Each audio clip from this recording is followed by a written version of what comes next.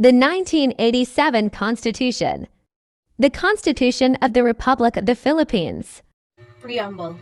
We, the sovereign Filipino people, imploring the aid of the Almighty God, in order to build just a human society and establish a government that shall embody our ideals and aspirations, promote the common good, conserve and develop our patrimony, and secure to ourselves and our posterity the blessings of independence and democracy under the rule of the law and the regime of the truth, justice, freedom, love, equality, and peace.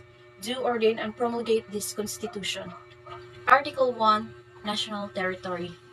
The national territory comprises the Philippines archipelago, with all the islands and water embraced therein, and all the territories over the Philippines has sovereignty or jurisdictions, consisting of its terrestrial, fluvial, and aerial domains, including its territorial sea, the seabed, the subsoil, the insular shelves in the other submarine areas. Article 2. Declarations of Principle and State Policies. Principles. Section 1. The Philippines is a democratic and republican state. Sovereignty resides in the people and all the government authority emanates from them. Section 2. The Philippines renounces war as an instrument of national policy, adopts the generally accepted principles of international law as part of the law of the land, and adheres to the policy of the peace, equality, justice, freedom, cooperation, and amenity with all the nations. Section 3. Civilian authority is at all times supreme over the military. The armed forces of the Philippines is the protector of the people and the state. Its goal is to secure the sovereignty of the state and the integrity of the national territory. Section 4. The prime duty of the government is to serve and protect the people. The government may call upon the people to defend the state, and in the fulfillment thereof, all citizens may be required, under conditions provided by the law, to render personal military or civil service. Section 5. The maintenance of the peace and order, the protections of life, liberty, and property, and the promotions of the general welfare, and essentials for the enjoyment by all the people of the blessings of democracy. Section 6. The separation of church and state shall be inviolable.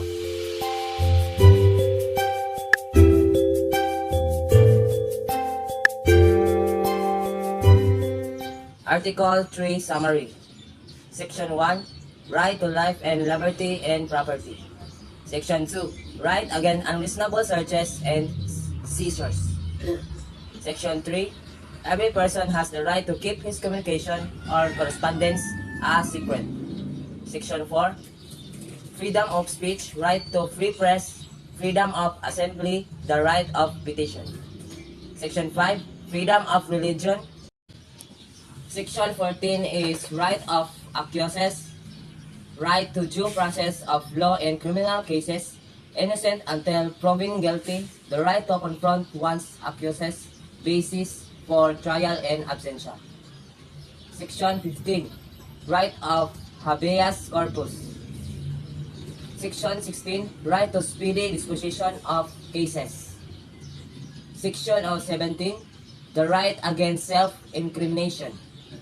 Section 18, the right to political belief and aspiration. Section 19, the prohibition against cruel, degrading, or inhuman punishment.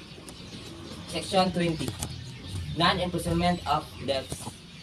Section 21, right against double jeopardy.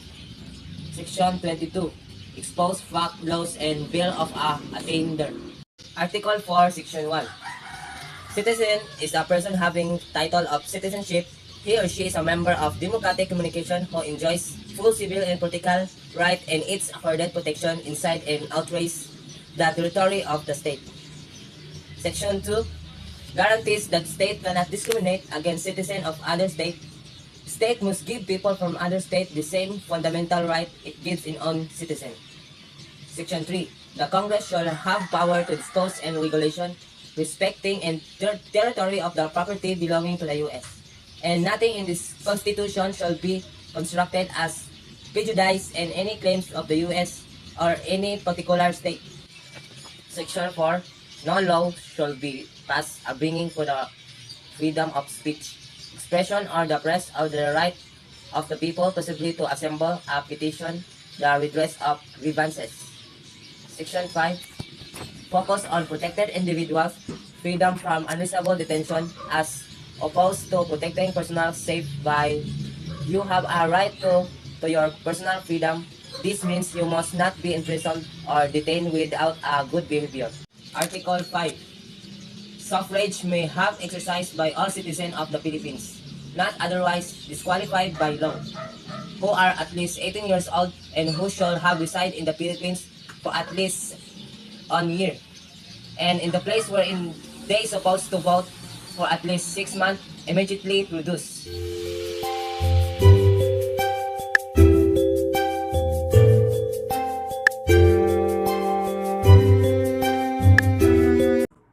Article 7. Executive Department. Stipulated the qualification, duty, and function of the President and Vice President. It is expressly stated that the executive power is vested in the President of the Philippines. The President and the Vice President are elected by direct vote of the qualified voters of the Philippines for a 6-year term. Article 8. Appointments to the judiciary are made by the President of the Philippines based on the laws submitted by Judicial and Bar Council, which is under supervision of the Supreme Court. It is a principal function. It is screened, prerogative, and appointments to the judicial post. Article 9. The Constitutional Commissions. One of these is the Common Provisions. Common Provisions is the Constitutional Commissions, which shall be independent, are the Civil Service Commission, the Commission on Election, and the Commission on Audit. Next is the Civil Service Commission. Civil Service Commission is an unbiased, independent body that hears and rules on appeals filed by state, county, and municipal service employees, candidates for employment, and appointing authorities. The Civil Service Commission provides a forum for appeals to be heard and fair and impartial decisions to be rendered. And the other one is the Commission on Elections. Commission on Elections, abbreviated as COMELEC, is one of the 3 constitutional commission of the Philippines. Its principal role is to enforce all laws and regulations relative to the conduct of elections in the Philippines. And the other one is the Commission on Audit. Commission on Audit shall have the power, authority, and duty to examine, audit, and settle all accounts pertaining to revenue and receipts. Next is the Article 10. Article 10 is the local government. The Constitution grants each local government unit power to create its own sources of revenue to levy taxes, but this power is subject to such guidelines and limitations as Congress may provide. In practice, taxes were made very hard to collect, particularly at the local level where officials. So, Article 10, the territorial and political subdivisions of the Republic of the Philippines are provinces, cities, municipalities, and barangays. There shall be autonomous regions in Muslim Mindanao and Cordilleras as herein provided. Next is the Article 11, or also known as the accountability of public officers. The state values the dignity of every human person and guarantees full respect for human rights. So, Article 11 is a public trust. Public officers and employees must at all times be accountable to the people, serve them with utmost responsibility, integrity, loyalty, and efficiency, act with patriotism and justice, and lead to modest lives. And now let us move on to Article 12, the national economy and patrimony. In the grant of rights, privileges, and other concessions covering the national economy and patrimony, the state shall give preference to qualified Filipinos. The state shall regulate and exercise authority over foreign investments within its national jurisdiction and in accordance with its national goals and priorities. The goals of the national are more equitable distribution of opportunities, income, and wealth, a sustained increase in the amount of goods and services produced by the nation for the benefit of the people, and an expanding productivity as the key to raising quality of life for all, especially the underprivileged. The national economy refers to the entire structure of economic life in a country. The national patrimony refers primarily to the natural resources of the country, which is under the Constitution include all lands of the public domain, waters, minerals, coal, petroleum and other mineral oils, all sources of potential energy, fisheries, forests, or timber. The Article 13 are the social justice and human rights. The Congress shall give highest priority to the enactment of measures that protect and enhance the right of all the people to human dignity, reduce social, economic, and political inequalities, and remove cultural inequities by equitably diffusing wealth and political power for the common good. The Article 14, the education, science and technology, arts, culture, and sports. The state shall foster the preservation, enrichment, and dynamic evolution of a Filipino national culture based on the principle of unity in diversity in a climate of free artistic and intellectual expressions. The state must provide quality education for all and does everything to reach out the farthest community to educate each citizen of the country for free as much as possible. Next is the Article 15, the family. The state recognizes the Filipino family as the foundation of the nation.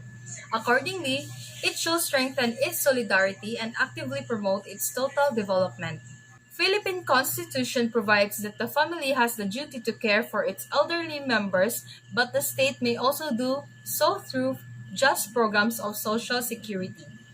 It was also provided that the state shall adopt an integrated and comprehensive approach to health development which shall endeavor to make essential goods, health, and other social services available to all the people at an affordable cost, that there shall be priority for the needs of the underprivileged, sick, elderly, disabled, women, and children, and that the state shall endeavor to provide the free medical care to paupers.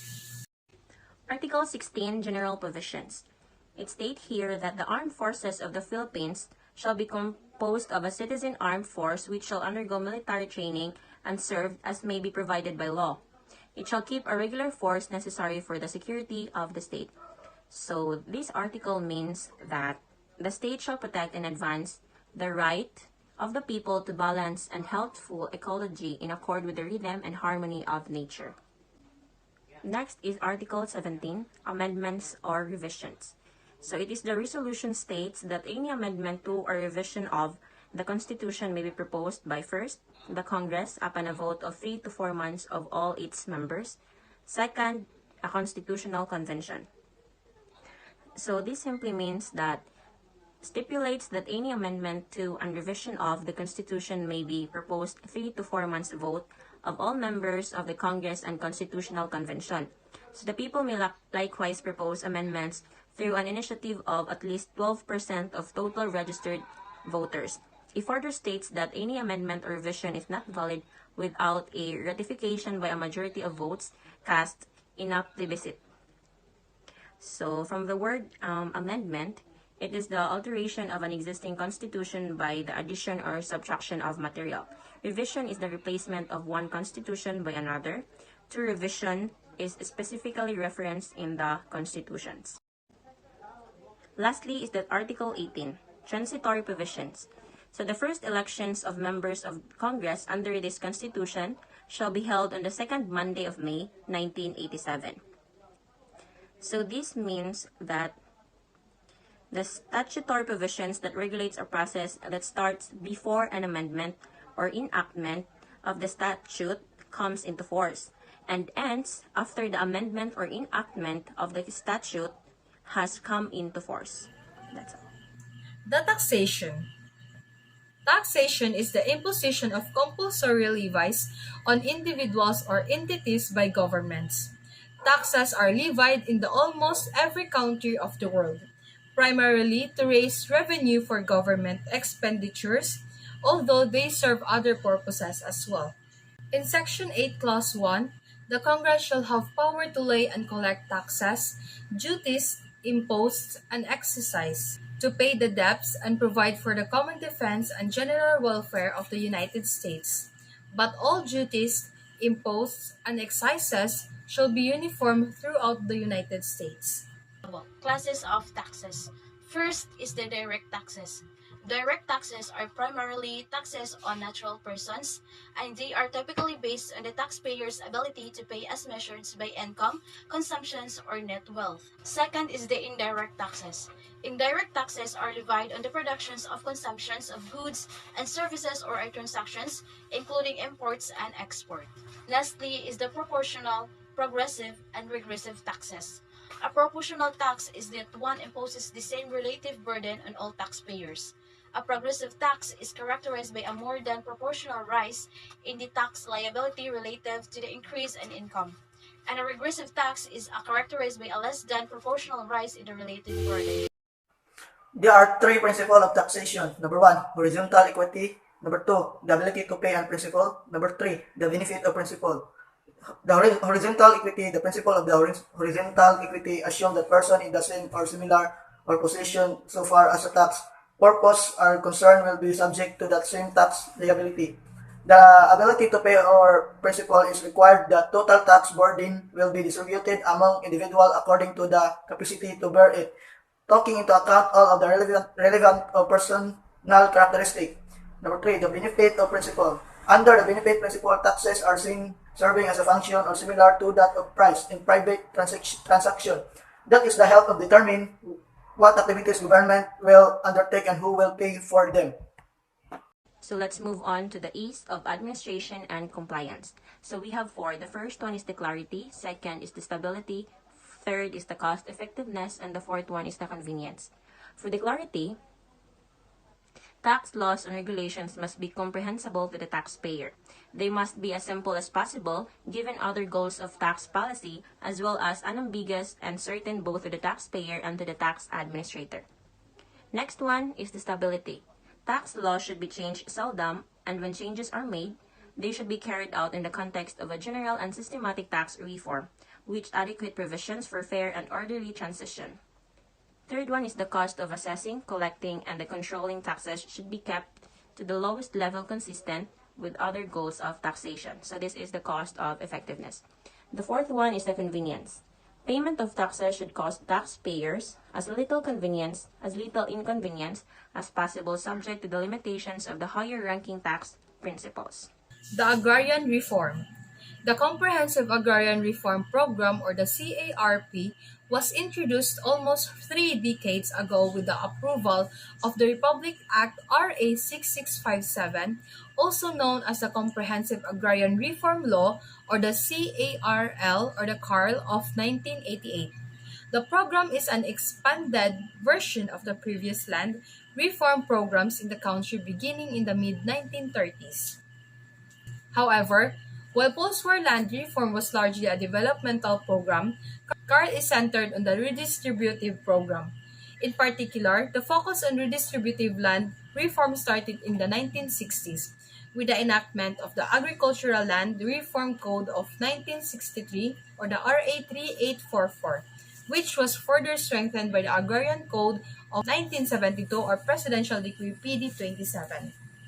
Its goals are to provide landowners equality in terms of income and opportunities, empower landowner beneficiaries to have equitable land ownership, enhance agricultural production and productivity, provide employment to more agricultural workers, and put an end to conflicts regarding land ownership.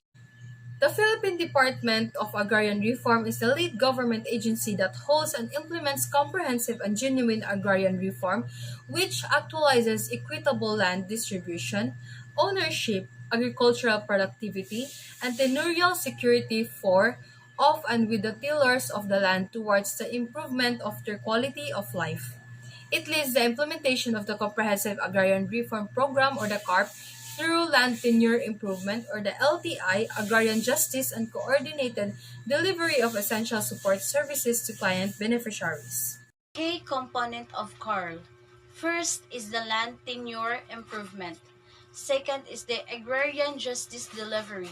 And the last one is the program beneficiaries development.